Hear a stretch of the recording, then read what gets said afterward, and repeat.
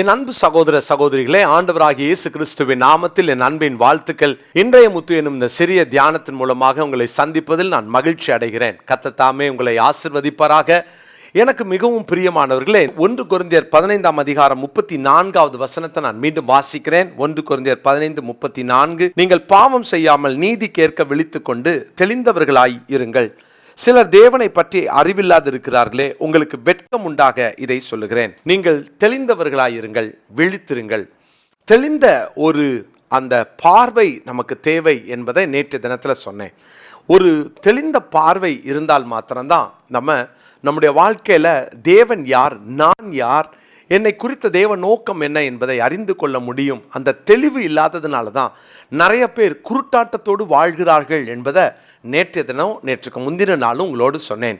இன்றைக்கு மறுபடியுமாக என்னோடு கூட வேதத்தை திருப்பிக் கொள்ளுங்கள். லூக்கா சுவிசேஷம் 15 அதிகாரத்தின் 17வது வசனத்தை நான் வாசிக்கிறேன். அவனுக்கு புத்தி தெளிந்த போது அவன், என் தகப்பனுடைய கூலிக்காரர் எத்தனையோ பேருக்கு பூர்த்தியான சாப்பாடு இருக்கிறது, நானோ பசியினால் சாகிறேன். நான் எழுந்து என் தகப்பனிடத்திற்கு போய், தகப்பனே, பரத்துக்கு விரோதமாகவும் உமக்கு முன்பாகவும் பாவம் செய்தேன். இனிமேல் உம்முடைய குமாரன் என்று சொல்லப்படுவதற்கு நான் பாத்திரன் அல்ல.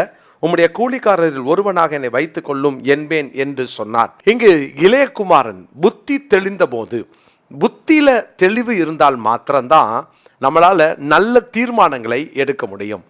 கண்களில் தெளிவு இருந்தாதான் நாம் தேவனை குறித்தும் நம்மை குறித்தும் அறிந்து கொள்ள முடியும். நம்முடைய புத்தி தெளிவடைய வேண்டும். சில நேரம் புத்தியிலே அந்தகாரங்கள், புத்தியில தெளிவற்ற ஒரு நிலைமை, புத்தியில மந்த நிலைமை. இன்னைக்கு அப்படிப்பட்ட ஒரு சில ஆட்களின் நிமித்தம் பாருங்க, அங்க தேவன் அவர்களுடைய வாழ்க்கையில எவ்வளவு பெரிய காரியங்களை கிரியைகளை செய்ய நினைத்தாலும் அது அவர்களால் ஏற்கவே முடியாது. அந்த தெளிந்த புத்தி நமக்கு தேவை. வேத புத்தகத்தில் லூக்கா சுவிசேஷம் 8 அதிகாரம் 35 வசனத்தில், லூக்கா 8 அதிகாரம் 35 வசனத்தில், அப்பொழுது சம்பவித்ததை பார்க்கும்படி ஜனங்கள் புறப்பட்டு இயேசுவினிடத்தில் வந்து, பிசாசுகள் விட்டு போன மனுஷன் வஸ்திரம் தரித்து இயேசுவின் பாதத்தருகே உட்கார்ந்து புத்தி தெளிந்திருக்கிறதை கண்டு பயந்தார்கள். இதுவரைக்கும் அவனை குறித்து வேறு பயம் இருந்தது. அதாவது, இவன் யாரை தாக்குவானோ, இந்த லேகியோன் என்ற எண்ணிக்கை கொண்ட பிசாசு பிடித்தவன் யாரை தாக்குவானோ அவன் தன்னை தாக்கினவன், யாரும் அவனை கட்டுப்படுத்த முடியாது, அவன் அங்கே கல்லறையிலே தங்கினவன். அப்படிப்பட்ட ஒரு மனிதன் இப்பொழுது அவன் பிசாசுகள் அவனை விட்டு போய்விட்டது. அவன் இப்பொழுது புத்தி தெளிந்து வஸ்திரம் தரித்து இயேசுவின் பாதத்திற்கு வந்துவிட்டான். கேட்டுக்கொண்டிருக்கிற என் அருமையான தேவனுடைய பிள்ளையே, தெளிந்த புத்தி இயேசுவிடத்திலே இருக்க வேண்டும் என்ற புத்தியை, அறிவை தரும். தெளிந்த புத்தி நல்ல தீர்மானங்களை எடுக்க வைக்கும். புத்தி தெளிந்த அப்புறம் இவன் கல்லறைக்கு போல இயேசுவின் பாதத்துக்கு வந்துட்டான். புத்தி தெளிந்ததுக்கு அப்புறம் அவனுடைய வாழ்க்கையில ஒரு மாற்றம். புத்தி தெளிந்ததுக்கு அப்புறம் பன்றியோடு பன்றியா இருந்தவன் இப்பொழுது தகப்பன் வீட்டை தேடி வருகிறான். எனக்கு அருமையான தேவனுடைய பிள்ளைகளே, இன்னைக்கு நம்முடைய புத்தி தெளிந்திருக்க வேண்டும். தெளிந்த புத்தி இல்லாவிட்டால் பிசாசானவன் நம்மை விழுங்கி போட்டு விடுவான்.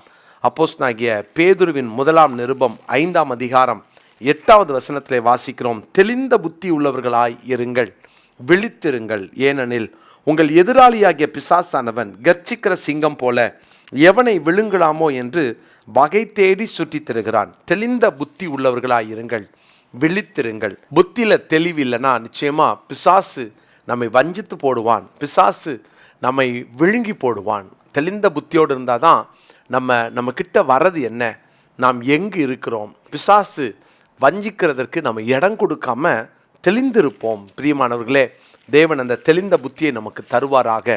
தீமோத்தேயுக்கு எழுதின 1 நிருபத்திலும் 2 அதிகாரம் 15 வசனத்தையும் நான் வாசிக்கிறேன். 1 தீமோத்தேயு 2:15.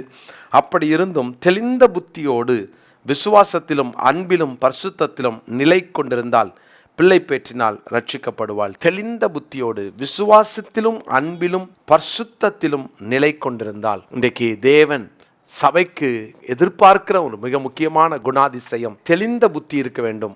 அதோடு கூட விசுவாசத்திலும் அன்பிலும் பரிசுத்தத்திலும் நிலை கொண்டிருக்க வேண்டும். தெளிந்த புத்தி அன்னைக்கு ஆண்டவர்கிட்ட கேட்போம். ஆண்டவருடைய வசனம்தான் நம்முடைய புத்தியை தெளிவாக்கும். தேவ பிரசன்னம்தான் நம்முடைய புத்தியை தெளிவாக்கும். நம்முடைய வாழ்க்கையில் அந்த விடுதலை, டெலிவரன்ஸ் தான் தெளிந்த புத்தியை நமக்கு கொடுக்கும். எனவே ஆண்டுகிட்ட எப்போதும் அவரோடு கூட இருப்போம். புத்தியிலே தெளிவுள்ளவர்களாக இருக்க ஜெபம் பண்ணுவோம். ஆண்டவரே, நான் உம்முடைய சமூகத்தில் உங்கள் பிரசன்னத்துக்குள்ளே அமர்ந்திருந்து உம்முடைய பாதத்தில் அமர்ந்திருந்து தெளிந்த புத்தியோடு வாழ எனக்கு கிருபத்தாங்கன்னு நம்ம ஜெபம் பண்ணலாம். இந்த நாளினுடைய மனப்பாட வசனத்தை குறித்து கொள்ளுங்கள். 2 தீமோத்தேயு 1:7. 2 தீமோத்தேயு 1:7. தேவன் நமக்கு பயமுள்ள ஆவியை கொடாமல் பலமும் அன்பும் தெளிந்த புத்தியுமுள்ள ஆவியையே கொடுத்திருக்கிறார். ஜெபிக்கலாமா? நல்ல தகப்பனே, இந்த நாளுக்காக ஸ்தோத்திரம். புத்தியிலே தெளிவுள்ளவர்களாக நாங்கள் வாழ, தெளிந்த புத்தியோடு கூட நாங்கள் பிசாசை எதிர்க்க, இயேசுவின் பாதத்தில் அமர, தகப்பனின் பிரசன்னத்துக்குள்ள சமூகத்துக்குள்ள எங்கள் வாழ்க்கையை அர்ப்பணிக்க எங்களை விட்டு கொடுக்கிறோம், எங்களை அர்ப்பணிக்கிறோம்.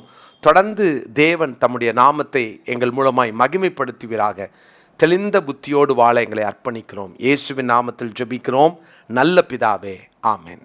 பிரியமானவர்களே, உங்களை அன்போடு வாழ்த்துகிறேன். விங்ஸ் ஆஃப் விக்டரி IAS அகாடமியை குறித்து சில காரியத்தை உங்களோடு பகிர்ந்து கொள்ள விரும்புகிறேன். 2025-26 ஆகிய இந்த ஆண்டுக்கான UPSC தேர்வுக்கான ப்ரிலிம்ஸ் மெயின்ஸுக்கான அட்மிஷன்ஸ் நடந்து கொண்டிருக்கிறது. மிக குறைந்த ஃபீஸை தான் நாங்கள் வாங்குகிறோம். அதுவும் இந்த வருஷம் நமக்கு கிடைத்திருக்கிற ஃபேக்கல்டிஸ் ஒவ்வொரு ஆண்டும் 2 அல்லது 3 பேர் UPSCயை கிளியர் பண்ணி அவர்கள் நல்ல பதவிகளிலே அமர்ந்திருக்கிறவர்கள். அப்படிப்பட்ட ஒரு நல்ல தலைவர்களை உருவாக்கின ஃபேக்கல்டிஸ் தான் நம்ம இந்த வருஷம் நம்ம எடுத்திருக்கிறோம். எனவே இந்த நாளில் மிக கொஞ்சம் சீட் தான் இருக்கிறதுனால வேகமாக தரிசனம் உள்ள, தேசத்தை கலக்க வேண்டும் என்ற தரிசனம் உள்ள இளைஞர்கள் உடனடியாக கீழே காண்கிற இந்த ஃபோன் நம்பரை குறித்து கொண்டு நீங்கள் இதில் இணைய அப்ளிகேஷன்ஸை உடனே ஃபில் பண்ண உங்களை அன்போடு கேட்டுக்கொள்கிறேன்.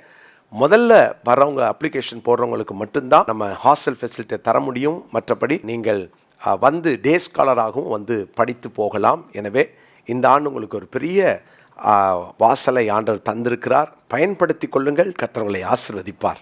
God bless you.